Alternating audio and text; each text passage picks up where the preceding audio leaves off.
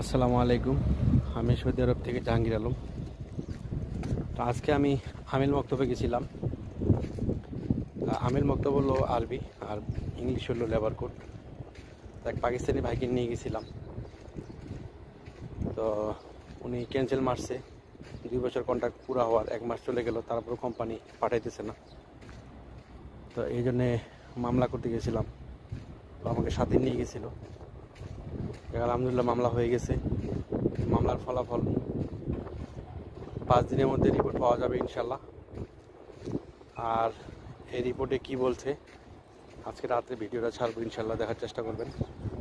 Subscribe করুন, তাহলে ভিডিওটা হয়তো ইনশাল্লাহ আপনাদের চলে যাবে। আর বেল আইকনটি ক্লিক করুন, প্রত্যেকটি ভিডিও ইনশাল্লাহ পড়ে যাবে।